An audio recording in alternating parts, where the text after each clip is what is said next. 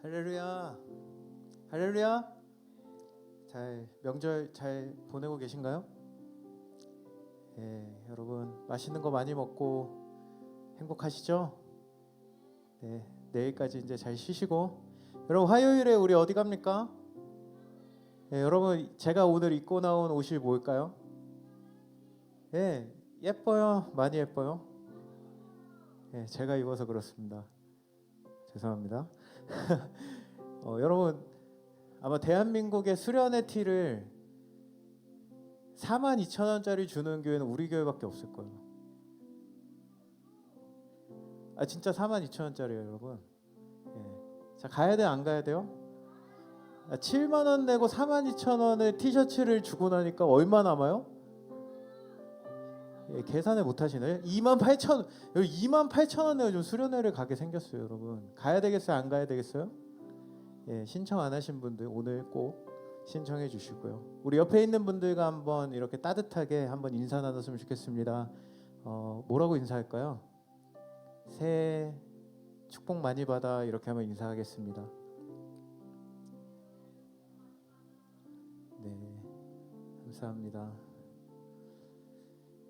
예, 우리가 계속해서 지금 여호수아 말씀을 제가 사실은 연말에 한 번 하고 끝내려고 했는데 제가 계속 묵상하다가 계속 저에게 하나님이 은혜를 주셔서 지금 어쩌다 보니까 지금 8장까지 잘못하면 좀 수련의 설교도 지금 여호수아가 될지도 모르겠다는 굉장한 지금 불안감이 있는데 여러분 어쨌든 오늘 말씀을 시작하면서 제가 잠시 후에 이제 사진을 하나 딱 띄워드릴 겁니다.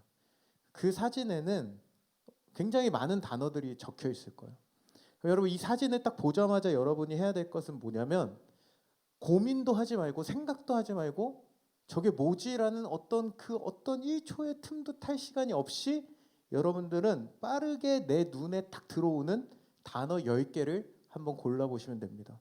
뭐 적으셔도 좋고 핸드폰에 적으셔도 좋고 뭐 암산 능력이 뛰어나시면 그냥 머릿속에 그냥 기억을 하셔도 좋습니다. 그리고 그렇게 기억하신 다음에 그리고 나서 그 가운데 10가지 중에 5가지의 단어, 나에게 가장 의미 있는 5가지의 단어만 한번 골라보시면 되겠습니다. 아시겠죠? 자, 준비됐나요? 자, 띄어 주세요 해야죠. 띄어. 예. 자, 생각하지 마세요. 생각하면 큰일 납니다. 생각하시면 안 돼요, 여러분. 그냥 바로 10개 팍팍팍팍 눈에 들어오는 거 팍팍팍. 아, 지금 방송 나가고 있죠. 제가 자제하겠습니다. 눈에 들어오는 거 팍팍팍팍 적어 주시기 바랍니다. 됐죠? 아, 혜비는 지금 생각하고 있죠? 막 적으세요. 그냥 막 적으세요. 그냥 눈에 들어오는 거 막 적으시고 자, 10개 다 적으셨나요? 뭐예요? 지금 빨리 생각하지 말고 빨리 적으란 말이에요. 빨리. 빨리 빨리 빨리 빨리. 빨리. 아, 천천히 적으시기 바랍니다. 됐죠? 예. 그러면 이제 뭐 됐어요. 이거 이제 그만해. 뭐 괜찮습니다. 예. 띄워놔 주셔도 되고. 그 5가지 단어를 이제 골라 보십시오. 여러분이 그 10가지 중에 나에게 가장 의미 있다고 생각되는 거. 5가지를 골라 보세요. 그리고 그 5가지를 고르셨으면 그 5가지의 그 나에게 있어서 이게 더 우선되는 가치이다 하는 것을 1위부터 5위까지를 한번 이렇게 순위를 매겨 보시기 바랍니다.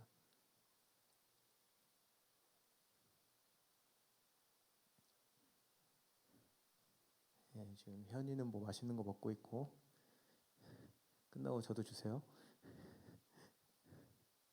네, 다 했나요?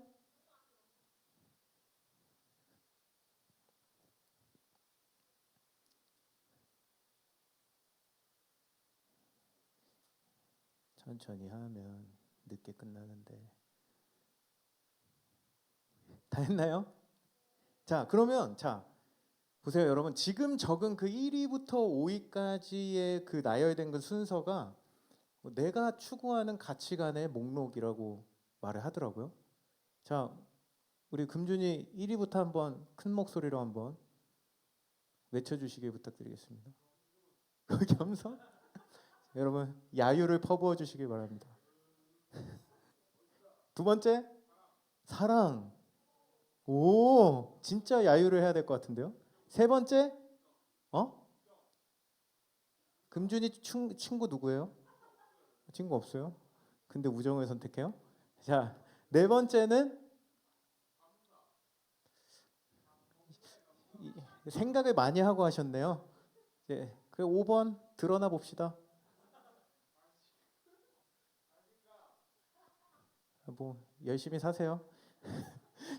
왜 헤비는 한번 1위부터 5위까지. 예,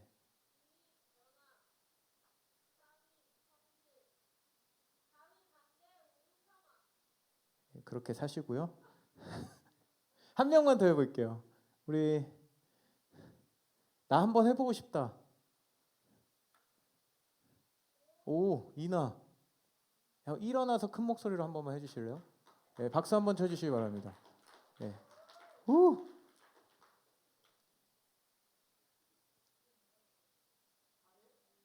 얘기하세요.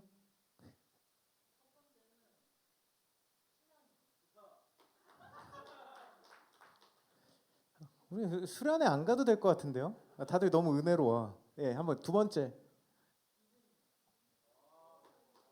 예, 세 번째. 네 번째. 예, 다섯 번째. 잘 사세요.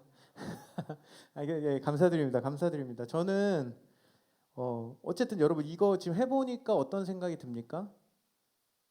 근데 지금 제가 써온 원고랑 지금 전혀 다른 결과가 나와가지고 굉장히 좀 충격을 받았는데 물론 이것이 뭐 100% 맞다고 말할 수는 없겠지만 어느 정도 이것이 일치한다고 이야기를 합니다. 여러분 저는 이 사진을 딱 보자마자 뭐가 눈에 들어왔냐면 1번 야심, 2번 권력, 3번 돈이 아니고요.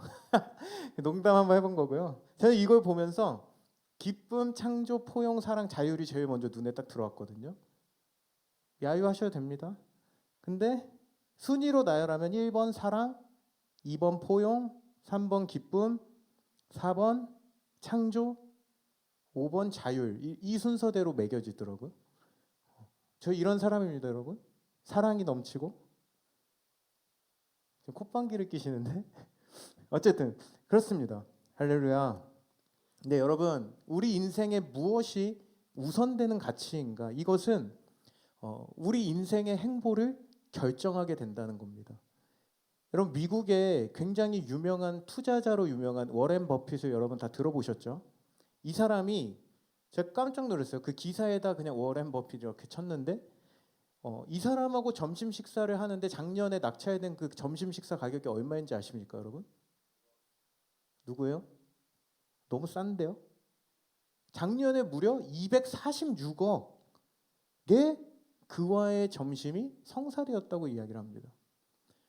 여러분 이 사람하고 대화를 하다 보면 수많은 그런 창조적이고 투자를 어떻게 인생을 성공적으로 살아가는지를 그 노하우를 얻을 수 있기 때문에 많은 사람들이 그와 식사를 하기 위해 이 어마어마한 돈을 지불하고 점심 식사를 이렇게 요청하게 된다고 하는데 근데 여러분 이 버핏의 조종사로 10년을 넘게 일했던 이 플린트라는 사람은 이 자신이 늘 조종사로 있었기 때문에 돈을 낼 필요가 있을까요? 없을까요?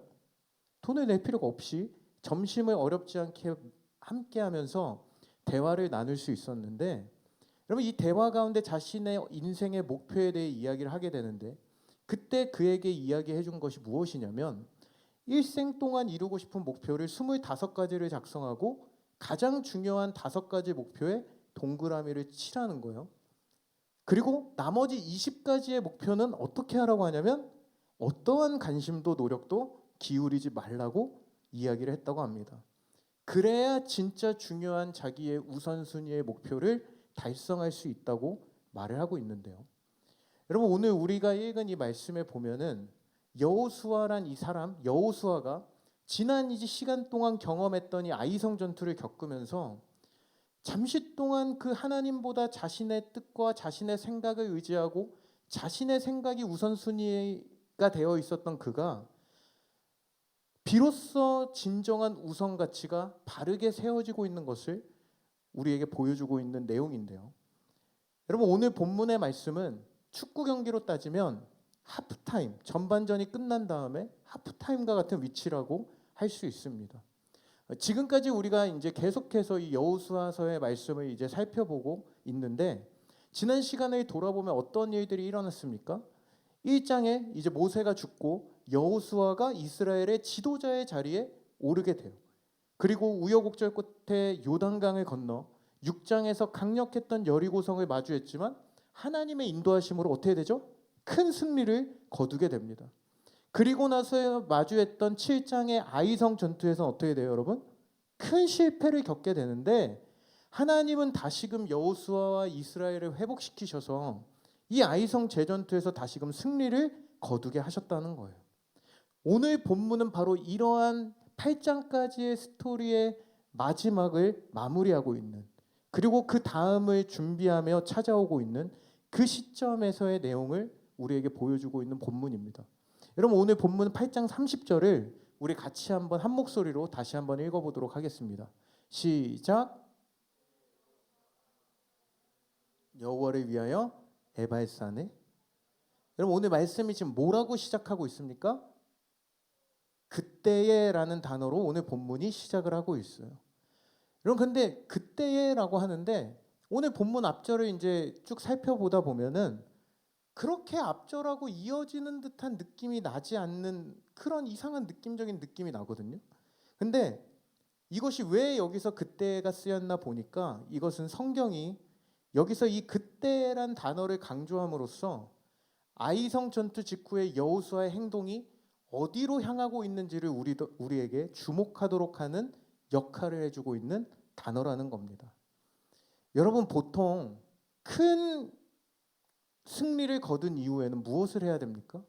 여러분, 이번에 우리가 아시안컵에서 4강에서 굉장히 어이없게 패배를 했는데, 여러분, 보통 이러한 축구대회, 월드컵, 유럽의 챔피언스 리그, 이런 큰 대회에서 우승을 하고 나면은 그 다음날 여러분 뭘 해요? 파티를 하죠. 자축 파티를 하죠. 파티도 하고 선수들이 이제 자기 나라로 돌아가서 카퍼레이드도 하고 막 이렇게 하잖아요. 여러분, 2022년도 카타르 월드컵에서 누가 우승을 했죠? 맞아요. 아르헨티나가 우승을 했을 때, 우승을 하고 바로 하루 뒤에 우승 기념 퍼레이드를 개최했는데, 한번 사진을 보여주시겠습니까? 네, 어마어마한 인파가 몰렸다는 거예요. 여러분, 사진에 보시면 몇 명이 모였다고 말씀하고 있죠?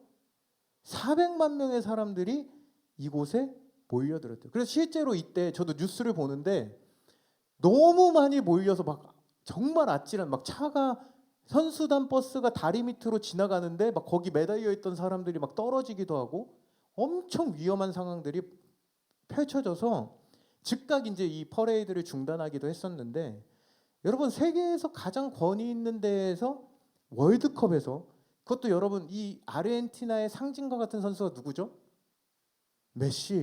메시에게 유일하게 없었던 우승 트로피가 딱 하나가 있었는데, 그게 무엇이었냐면 월드컵 우승 트로피였습니다. 그것을 2022년에 딱 우승 트로피를 거머쥐게 된 거예요. 여러분, 이 승리의 기쁨, 우승의 기쁨이 메시나 선수단뿐만 아니라 이 국민들에게 얼마나 큰 기쁨이었는지 이 400만 명이 막 버스에 올라타고 난리가 난 거예요. 여러분, 이런 엄청난 감격들을 누리고 있었는데, 그렇게 축제의 시간을 가졌는데, 여러분, 오늘 이스라엘도 마찬가지였어요. 여러분, 아이성 전투는 한 번의 패배를 당한 이후에 큰 승리를 거둔 전투였기 때문에, 참혹하게 패배했다가 다시 회복하여 승리를 거둔 전투였기 때문에 그들이 갖고 있는 이 승리에 대한 기쁨은 평소보다 훨씬 컸을 거라는 거예요. 그런데 지금 여호수아는 승리 직후에 무엇을 하고 있습니까? 오늘 30절에 다시 한번 말씀 띄워주시면은 이 다음 말씀으로 혹시 30절 띄워주실 수 있나요? 맞나요? 네. 그때에 여호수아가 이스라엘 하나님 여호와를 위하여 에발산에 한 제단을 쌓았으니라고 말씀하고 있어요. 여러분, 승리한 직후 그때에 뭐 하고 있다고요? 하나님을 예배하는 제단으로 제단을 쌓으러 에발산으로 나아갔다고 성경은 말씀하고 있어요. 여러분 지금 전쟁에서 승리한 직후에 그가 이스라엘의 어떤 함께 전투에 참여한 남자들과 또 백성들과 파티를 하고 맛있는 걸 먹고 즐겨도 그거 가지고 뭐라 할 사람들이 없었지만 여호수아는 이 아이성의 큰 실패 이후에 하나님께서 주신 기회 가운데 거둔 이 승리로 인해 지금 이 여호수아의 마음이 어디로 향해 있다는 걸 우리에게 보여주고 있는 겁니까? 하나님께 향해 있다는 것을 우리에게 보여주고 있다는 거예요. 여러분 그가 이 전투를 거듭하며 모세로부터 여호수아가 이 백성들을 이끌 지도자의 자리에 세워진 이후에 계속해서 반복되는 이 전쟁 가운데 오늘 이 가나안 전쟁의 전반전이 종료되고 하프타임쯤이 된 이 시점에 깨닫게 된 한 가지 사실은 지금 이스라엘에게 필요한 것은 이 승리의 기쁨을 나누는 파티도 어떠한 휴식도 아니었다는 거예요. 여호수아에게 중요했던 것은 바로 후반전이라고 할 수 있는 남아있는 그 가나안 정복 전쟁을 이어가기 전에 앞으로 새로운 그 환경 가운데 실패와 실수를 반복하지 않기 위해 지금 이 승리했던 이스라엘에게 가장 필요한 것은 파티가 아니라 뭐라고 지금 생각을 한 거예요. 여호수아는 하나님을 향한 절대적인 순종과 신앙의 회복이 필요하다는 것을 깨닫게 되었다는 것입니다. 여러분 조금 전에 이야기했던 이 카타르 월드컵 결승에서 최종 우승을 이제 누가 했다고요? 아르헨티나가 이제 했다고 이야기를 했는데 여러분 이 당시에 혹시 경기를 보신 분 계신가요? 결승전? 아무도 안 봤나요? 형이 보셨나요? 여러분 이날 이제 경기가 전반전이 딱 끝났을 때 그때 화제가 됐었던 게 프랑스 대표팀의 주장이었던 지금 우리 이강인 선수와 함께 뛰는 누구죠? 그 은바페 선수의 하프타임 연설이 굉장히 화제가 된 적이 있었어요. 근데 그날 전반전에 프랑스 대표팀이 진짜 막 와 이러다 대패하겠는데 라는 수준으로 경기를 하고 있었는데 여러분 이 은바페 선수가 하프타임에 뭐라고 말을 했냐면 프랑스 사람이죠. 그래서 봉주르 밖에 아는 단어가 없습니다. 제가 이렇게 말한 건 아니고 그 뭐라고 했냐면 이거 월드컵 결승전이고 일생일대 경기인데 우리는 최악이야. 이보다 나쁠 수 없어. 이게 한국어라니까 느낌이 안 사는데 더 격렬하게 싸우고 지금까지와는 다르게 해야 한다. 여러분 이렇게 선수들에게 굉장히 힘을 주어서 선포했던 그 장면이 뭐 인스타그램이나 인터넷에 굉장히 떠돌아다녔어요. 근데 여러분 이 연설 직후 하프타임이 끝나고 후반전에 어떤 결과가 일어납니까? 이렇게 무기력했던 팀이 연설을 했던 은바페가 골을 막 넣고 막 해서 결국에는 3대3으로 경기가 마무리가 돼요. 결국에 이제 승부차기 끝에 아르헨티나가 승리를 하긴 했지만 여러분 무기력하게 패배할 줄 알았던 이 경기에서 완벽한 반전을 이뤄냈다는 거예요. 여러분 그만큼 이 하프타임의 짧은 그 15분의 시간을 어떻게 보내느냐는 후반전에 전혀 다른 결과를 가지고 온다는 것인데요. 여러분 아이성 전투의 실패 이후 이 아간의 죽음과 함께 하나님께 회개하고 치른 이 아이성 재전투에서 승리하면서 오늘 이 하프타임을 맞이하는 여호수아의 마음에 박힌 것이 있다면 바로 이 가나안 전쟁, 이 가나안 땅에서 살아가는 것의 이 가장 중요한 핵심은 다른 것이 아닙니다.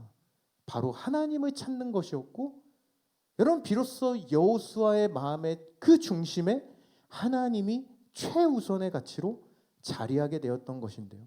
여러분 오늘 여호수아는 바로 이 가치를 백성들에게 선포하기를 원했던 것이에요. 그래서 여러분 오늘 이 백성들과 지금 어디로 갔다고 말씀이 이야기를 하고 있습니까? 에발산으로 좀 이름이 좀 그런데 에발산으로 올라갔어요. 여러분 이 지금 에발산으로 올라가는 것도 그냥 전쟁이 끝나고 좀 멀리 이렇게 쳐다봤더니 저기 산이 있네. 등산이나 갈까? 이렇게 해가지고 산에 간 것이 아니라 여러분 신명기 11장 29절에 보면은 이런 말씀이 있습니다. 우리 같이 한번 읽어볼게요. 신명기 11장 29절 시작. 내 하나님 여호와께서 내가 가서 차지할 땅으로 너를 인도하여 들이실 때 너는 그리심산에서 축복을 선포하고 저주를 바로 여러분 모세가 40년의 광야 생활을 마치고 그 시점에 여호수아에게 당부했던 말씀이 바로 지금 읽은 말씀이었어요. 여러분 모세가 이야기한 거예요. 네가 가나안 정복을 하기 시작하면 너는 이렇게 행해야 된다라는 것을 당부했던 것인데, 여러분 우선의 가치가 재설정된 여호수아는 모세를 통해 주셨던 그 하나님의 말씀을 무시하거나 잊어버리지 않고 제일 먼저 이것을 수행하고 있었던 것이 바로 오늘 여호수아가 하고 있었던 행동이었다는 것입니다. 아직 가나안 전쟁 한복판에 놓인 상황이었어요. 완료되지 않은 시점이었습니다. 언제든 여러분 지금 가나안이 벌써 절반이나 이스라엘에게 먹혔단 말이에요. 그들이 이를 갈고 조금이라도 경계태세를 늦추면 어떻게 해요? 충분히 다시 역습을 하여 공격할 수 있는 위험한 상황이었다는 거예요. 근데 그런 상황이었음에도 불구하고 이 시점에 무엇이 더 그에게 중요한 일인지를 깨달았던 여호수아는 스스로 하프타임을 선언하고 하나님께로 나아가고 있었다는 것입니다. 여러분 실제로 아이성에서 에발산까지는 한 27km에서 30km 정도가 떨어져 있었던 거리입니다. 굉장히 걸어가기엔 가까운 거리가 아니었습니다. 그리고 이 산은 해발 900m에 달하는 굉장히 높은 산이었어요. 그렇기 때문에 이스라엘 백성들이 숫자를 생각할 때 여러분 35절에도 나와 있듯이 지금 누가 함께하고 있냐면 온 회중과 여자들과 아이와 그들 중에 동행하는 거류민들, 여러분 이 모든 사람들을 데리고 에발산으로 올라갔다는 거예요. 여자들과 아이까지. 여러분 이 이스라엘의 인구가 거의 200만에 달하는 이 인구가 이동해야 되는 이 상황은 그렇게 좋은 상황은 아니었다는 것입니다.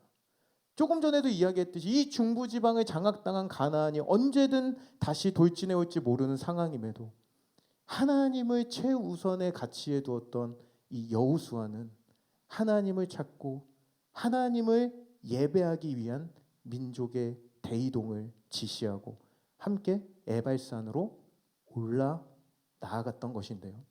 사랑하는 여러분, 오늘 저는 이 말씀의 앞부분, 오늘 이 시작 지점에서 우리 스스로에게 질문해 보기 원하는 것은, 우리가 처음에도 이렇게 그냥 본능대로 찍기는 했지만 여러분 여러분의 인생의 가치순위 첫 번째는 무엇입니까?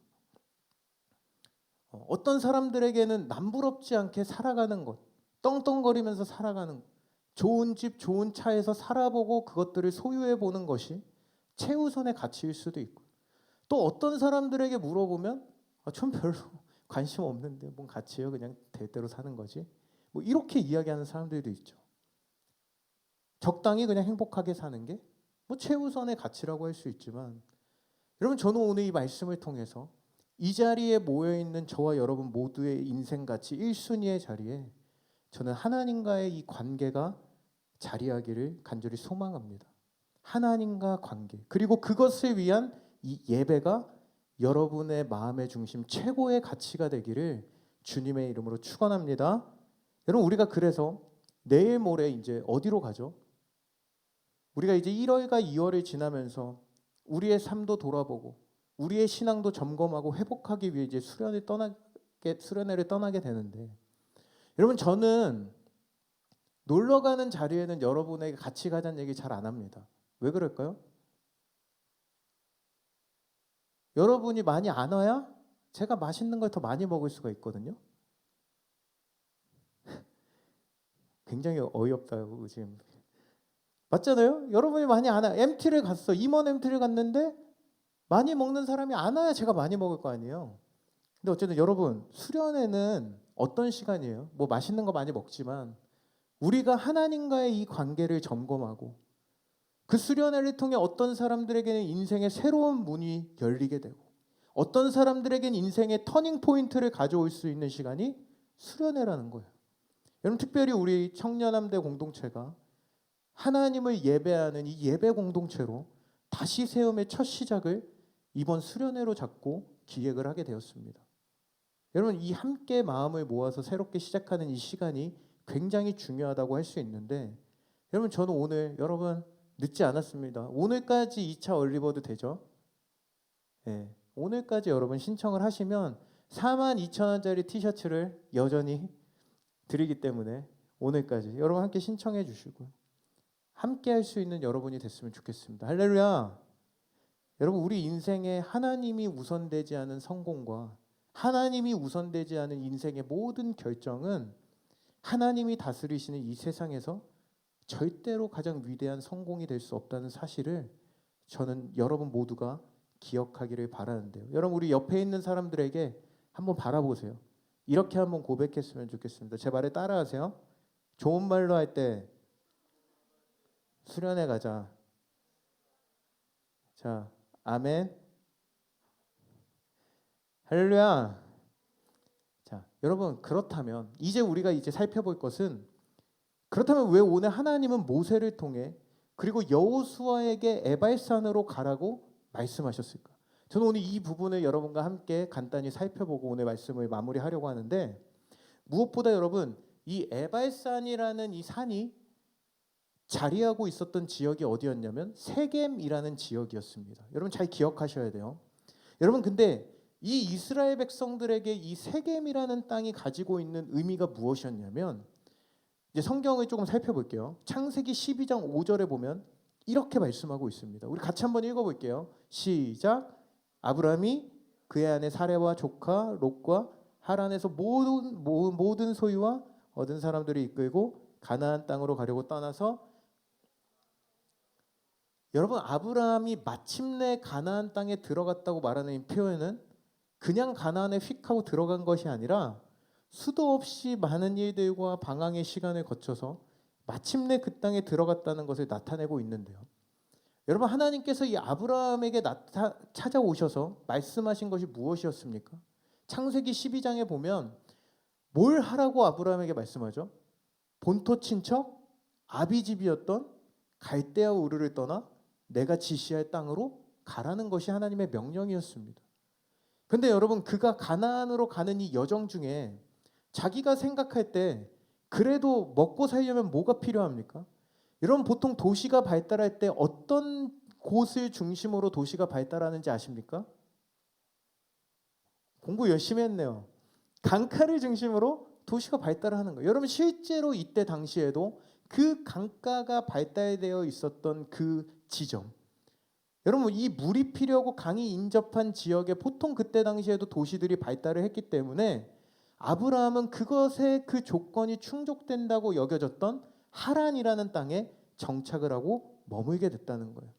마치 당장에 이것이 중요해서 하나님보단 현실에 입각한 선택을 하는 우리들의 모습처럼 아브라함도 그렇게 했다는 거예요. 하나님의 말씀에 따라 떠나긴 했지만 현실적으로 여기에 정착해야 한다는 자신의 생각에 이끌려서 그 강을 건너기 직전에 그 강 유역의 하란 땅에 머물러서 살아갔다는 거예요.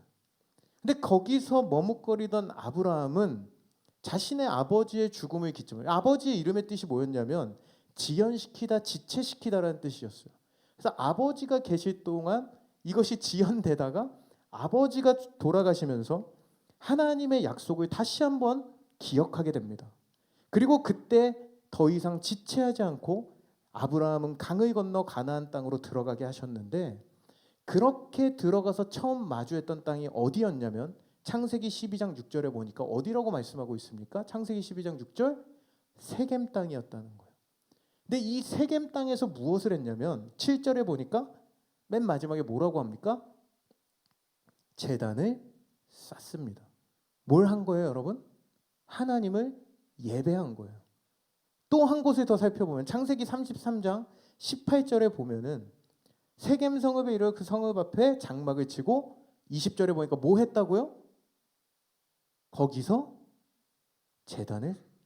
여러분 여기에 야곱이 등장을 하는데 야곱도 오늘 창세기 28장부터 하나님의 약속을 듣고 길을 떠나 20년 만에 가나안에 들어와서 처음으로 도착했던 땅이 어디라는 거예요? 세겜 땅이었다는 겁니다. 그리고 그곳에서 제단을 쌓고라고 말씀하고 있어요. 여러분 다시 말해 이 세겜이 의미하는 것은 아브라함으로부터 시작해서 대대로 하나님은 자신의 백성들, 자신의 선택받은 자녀들에게 하나님의 약속을 확인시켜주는 그 장소, 하나님께 제단을 쌓고 하나님을 찾고 하나님을 예배하는 장소가 바로 세겜이라는 곳이었다는 겁니다. 여러분, 오늘 여호수아는 그렇게 우뚝 솟은 이 세겜에 위치한 에발산에서 이 예배의 제단을 쌓았던 것인데요. 그렇다면 왜 하나님은 오늘 에발산에 제단을 쌓게 하셨을까요? 여러분, 신명기 11장 29절에 보면은 분명 모세가 여호수아에게 명령할 때 이렇게 명령합니다. 그리심산에서 축복을 선포하고 에발산에서 뭘 하라고요? 저주를 선포하래요. 그리심산에서는 축복을 선포하고, 여러분, 그리심산하고 에발산이 이렇게 같이 붙어 있는 산이었는데 에발산에서 저주를 선포해요. 여러분, 여호수아가 올라가 단을 쌓은 곳은 지금 어디예요? 에발산이란 말이에요. 여러분, 이 에발산은 저주를 선언하는 땅이었고 저주를 선포해야 하는 땅이었다는 거예요. 여러분, 조금 아이러니한 상황 아닙니까? 축복의 산 그리심산에서 축복을 선포해라 라고 하셔야 되는데 이게 맞는 거 아닙니까? 라는 질문이 생기게 되는데, 하나님은 왜 저주의 땅에다가 오늘 단을 쌓고 제사를 드리라고 말씀하셨을까요? 여러분, 여기서 에발산이 뜻하니 에발이라는 뜻은 나뭇잎이 없다는 뜻을 가지고 있는데, 이 에발산이 여기 있고 남쪽으로 붙어서 위치했던 그 그리심산으로 인해서 늘 그늘이 지게 되었던 산이었어요. 그래서 초목이 자라지 못하는 상황이에요. 빛을 받지 못하기 때문에. 그래서 잎사귀가 자랄 수 없는 저주의 상징과 같은 곳이 에발산이었다는 것입니다.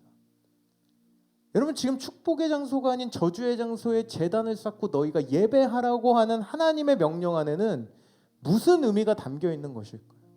여러분, 이 부분을 묵상하며 살펴보다 보니까 여러분, 바로 이 저주의 땅에서 제사라고 명령하시는 하나님의 그 명령 안에는 하나님의 무한하신 은혜와 변함없으신 완전한 사랑이 이곳에 담겨 있다는 것을 저는 깨닫게 되었는데요.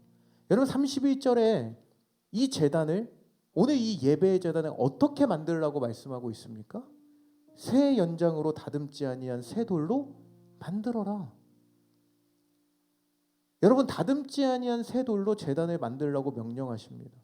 그런데 출애굽기 20장 25절에 보면은 이렇게 말씀하고 있어요. 다듬은 돌로 쌓지 말라. 내가 정으로 그것을 쪼면 부정하게 함이라. 여러분, 인간이 하나님께 드리는 그 예배의 단을 쌓을 때 돌을 쪼개면 어떻게 된다는 거예요? 부정하게 된다는 거예요. 여러분, 다시 말해 이 돌을 다듬지 말라는 것은 예배의 제단 위에 그 어떠한 인간의 공로나 의나 노력이 개입되지 말라는 이 하나님께서 주신 원칙의 표현이었습니다. 이 제사의 예배의 유일한 수단은 우리 인간의 잘남과 어떠함이 아닌 오직 하나님의 은혜로만 가능하다는 것을 알려주고 계신 것인데, 근데 여기서 한 가지 더 보면 에발산에서 드린 이 제사가 어떤 종류의 제사였냐, 31절 마지막에 보니까 바로 번제물과 화목제물로 드리는 제사였다는 겁니다. 여러분, 그냥 곡식을 태워서 드리는 그런 소제가 아닌 화목제와 번제로 하나님께 드렸다는 것은, 여러분, 이 두 제사의 특징이 무엇입니까? 바로 제물의 죽음이 드려져야만 하는 제사였다는 거예요. 여러분, 이것을 토대로 다시 이걸 정리하면 오늘 여호수아 이스라엘 백성들이 가나안 땅에 들어와 승리하게 되는 것은 그들의 잘남이나 그들의 어떠함이 아닌 그들의 어떤 공로의 조건이 있어서 이곳에 들어와서 살게 되는 것이 아니라 저주받은 죄인들이 은혜를 입게 되는 것임을 상기시켜 주는 것이 바로 오늘 저주의 산 에발산에서의 제사를 명하신 이유였다는 거예요. 오늘 너희가 가나안 땅에서 살아갈 수 있는 이유, 너희가 정복전쟁에서 승리할 수 있는 이유, 그것은 너네가 잘나서가 아니야. 저주받아 죽어 마땅한 죄인된 인생을 회복시키시고 이곳에서 승리하게 하신 분이 나 여호와 하나님이다. 너희는 이곳에서 살아갈 때 이것을 잊지 말고 기억해야 된다 라는 사실을 담고 있던 행위가 바로 오늘 이 에발산의 제사였다는 것입니다. 여러분 이 에발산의 의미를 살펴볼수록 무엇이 떠오르십니까? 바로 저주받은 우리 인생을 은혜로 덮으신 하나님의 사랑이 떠오르게 되지 않습니까? 여러분 바로 이 에발산은 저주받은 우리 인간의 모습을 상징적으로 보여주고 있어요. 그리고 그 위에 쌓인 단에서 드려지는 제사는 바로 이 저주받은 우리 인간의 대속제물이 되신 예수 그리스도의 십자가를 예표하고 있는 상징적인 그림이라는 거예요. 저주받은 그 산 위에서 드려졌던 희생제사, 저주받은 인생을 덮고 있는 주님의 십자가의 은혜. 여러분 이 가나안 전등복 전쟁을 하며 드리워진 하나님을 멀리하는 이 연약한 제약의 잔재들을 보면서 오늘 이 여호수아와 이스라엘 백성을 이 에발산에 세우신 이 장소는 그들은 늘 실패하는 인생이지만, 그들은 늘 하나님을 멀리하고 멀어지는 존재이지만, 그래서 이 가나안 전쟁에 다 죽어야만 하는 존재였지만, 여러분 이러한 저주와 죄의 속박의 그림자 아래에 있는 모든 인생이 대속제물의 희생을 통해 은혜를 입었음을 인정하는 자리이자 그 은혜를 누리는 예배의 자리가 바로 오늘 이 에발산의 제사의 자리였다는 사실입니다. 여러분 오늘 이 사실을 깨닫게 하시려고 하나님은 모세를 통해 여호수아가 그와 이끌린 그 모든 백성들이 하나님을 예배하는 자리로 부르시고 그 자리로 초청하셨던 것입니다. 사랑하는 여러분, 오늘 이 에발산의 제사는 하나님의 이 우리를 향하신 그 사랑을 예표적으로 보여주는 자리였다는 거예요. 저는 오늘 우리가 드리는 이 예배의 자리가, 그리고 이번에 나아가 드리는 그 수련의 그 매 순간 하나님을 예배하는 그 시간이, 여러분 저는 이 사랑을 다시 한번 깊이 확인하는 은혜의 자리가 되기를 주님의 이름으로 간절히 축원합니다. 여러분 저주의 산 에발과 같이 죄로 인해 저주받은 우리 인생을 십자가의 죽으심으로 은혜의 인생으로 바꾸신 하나님의 은혜가 얼마나 큰지를 여러분 우리 모두가 다시 한번 깨닫게 되는 그런 예배, 그런 수련회가 되기를 간절히 소망합니다. 여러분 이 죽음으로 대속할 만큼 우리를 사랑하신 주님의 그 사랑을 기억하시면서 여러분 우리는 이 예배 가운데 나아갈 때마다 여러분 그냥 오는 게 아니라 그 사랑을 기대했으면 좋겠어요. 하나님의 그 사랑을 갈망하고 사모하고 그 마음으로 이 예배를 준비하며 나아가요. 여러분 그런 사람들에게 어떤 은혜를 주시냐면 이런 말씀이 있어요. 나를 사랑하는 자들이 나의 사랑을 입으며 나를 간절히 찾는 자가 나를 만날 것이니라. 여러분 믿으십니까? 여러분 하나님의 무한한 사랑이 여러분의 인생의 실제가 되고 간절히 찾을 때마다 하나님을 만나게 하신다. 여러분 저는 오늘 이 은혜가 저 여러분 모두에게 부어지게 되기를 간절히 소망합니다. 여러분 이 말씀이 왜 그러면 잠언에 기록되어 있었을까? 여러분 잠언은 무슨 책이에요? 지혜의 책이죠. 하나님을 사랑하는 자들이 사랑을 입게 된다는 사실이, 그리고 하나님을 간절히 찾고 부르는 자리 하나님을 만난다는 이 사실을 깨닫고 하나님을 찾는 인생으로 살아가는 것이 여러분 뭐예요? 이것이 우리가 축복된 인생을 살아가는 비결이자 우리 인생의 지혜라는 것을 이 잠언을 통해 우리에게 알려주고 계신 거예요. 저 오늘 이 말씀을 마무리하면서 여러분 오늘 희생제사가 마무리되는 이 마지막 지점에 오늘 말씀은 이렇게 마무리가 됩니다. 축복하는 율법과 저주하는 율법을 낭독하면서 오늘 이 에발산의 제사가 끝이 나요. 34절에서. 네, 여러분 오늘 이 여호수아가 이 축복과 저주의 말씀을 선포하는 이유가요. 무엇이었을까요? 너희가 이렇게 살면 축복을 받을 것이고 너희는 이렇게 하면 저주를 받을 것이다. 그러니 너네 뭘 선택할래? 라는 이분법적인 영역이었을 거예요. 여러분 근데 이걸 제가 묵상하면서 무슨 말일까? 하나님께서 원하시는 것이 무엇일까? 를 곰곰이 생각해 보다 보니까 여러분 사실 이것이 그것과 같더라고요. 연애와 같더라고요. 여러분 여기 우리 여자 청년들 남자친구한테 좀 오글거리네요. 자기야 나는 자기한테 몇 번째야? 라고 질문을 해보세요. 지금 말고요. 그럼 뭐라고 대답할까요? 남자친구가 이 질문 앞에 응, 너는 나의 첫 번째야. 근데 저기 보여, 저기 두 번째가 있고 저기 세 번째 여자친구가 있네 라고 말하면 어떻게 됩니까? 좋아요? 어떻게 돼요? 완전히 너무 화가 나잖아요. 여러분 뭐라고 해야 됩니까? 나는 자기가 전부야. 되게 오글거리네 이벤트가. 자기가 전부야. 그러면 이게 정답이죠. 내가 사랑하는 사람한테 너도 사랑하는데 나는 저기도 있고 저기도 좋아하고 저기도 사랑해. 여러분 이게 아니잖아요. 자기가 전부야.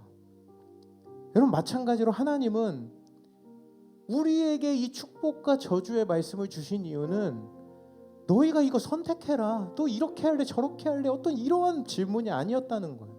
그냥 그분을 향한 사랑 가운데 우리의 인생, 우리의 모든 삶을 올인하기를 원하셨다는 거예요. 왜요, 여러분? 애초에 하나님은 우리가 연약한 거, 우리가 실패할 거라는 거 아셨을까 모르셨을까? 다 알고 계셨다는 거예요. 하나님은 어차피 그리고 이 백성들이 이 하나님의 율법을 온전히 지켜가지 못할 것이라는 것을 알고 계셨다는 거예요. 그래서 저주의 산 에발산에 단을 쌓았고 저주받은 모든 사람들을 위해 십자가에서 피 흘림으로 모든 사람의 죄를 대속하셨다는 거예요. 여러분 그래서 우리의 삶에서 이렇게 살면 축복이고 저러면 저주받으라는 의미보다는 여러분 하나님은 우리가 그저 그 십자가에서 거듭난 존재가 되어 하나님만 바라보고 하나님만 사랑하는 그 존재 자체가 되어 값없이 주어진 그 축복을 이 땅에서 누리며 살아가기를 간절히 원하셨다는 것입니다. 여러분 참 사랑할 것이 많은 이 시대를 살아가고 있는 여러분, 저는 이 세상 가운데 여러분의 전부가 우리 주님이 되시길 간절히 축복합니다. 여러분 제가 어제 이 설교를 준비하다가 정확히 이 지점을 쓰고 있는데 우리 청년 중에 한 친구가 갑자기 인스타 스토리를 딱 올렸어요. 근데 그 글귀가 요런 제가 사진에 캡처해서 가져왔는데 요런 글이었어요. 누군지 알죠? 자기는? 네. 계속 봤는데 여기 문구가 굉장히 제 마음에 와닿더라고요. 뭐라고 돼 있었냐? 우리는 자주 생각하는 걸 닮아간다. 자주 생각하는 걸 사랑하게 된다. 자주 생각하는 걸 소유하고 싶어진다. 자주 생각하는 것에 영향을 받는. 그러므로 뭐 하라는 거야? 예수님을 자주 생각하도록 돕는 일은 정말 중요하다. 여러분, 여러분의 우선된 가치는 무엇입니까? 여러분이 지금 자주 생각하고 있는 대상은 무엇입니까? 여러분 인생에 자주 생각하게 되는 그 주인공의 자리. 여러분 저는 오늘 여러분이 그 자리를 우리 주님께 내어드리기를 원하는데요. 여러분 이번에 스스로가 오늘 인생의 하프타임을 선언하길 바라요. 그래서 이번 수련회 가운데로 나아가셔서 우리 다시금 하나님의 말씀으로 회복되고 다시금 세워져서 하나님 자주 생각해서 하나님을 닮아가고 주님을 사랑하게 되고 주님을 소유하고 싶어지고 주님께 영향을 받는 저 여러분 되기를 간절히 소망합니다. 할렐루야. 여러분 우리 한번 그 자리에 다 일어나서 오늘 이 찬양의 고백과 함께 우리 주님을 우리 가운데로 초청하며 나아가기를 간절히 소망합니다. 여러분 어린이 찬양 가운데 굉장히 많이 불려졌던 찬양인데 굉장히 가사가 은혜로워서 여러분 제가 오늘 여러분과 함께 나누려고 가지고 왔어요. 내 마음의 한 자리란 찬양인데요. 여러분 혹시 처음 들어보시는 분들은 가사와 또 멜로디에 집중해서 여러분 함께 고백을 드렸으면 좋겠습니다. 우리 함께 고백하겠습니다. 우리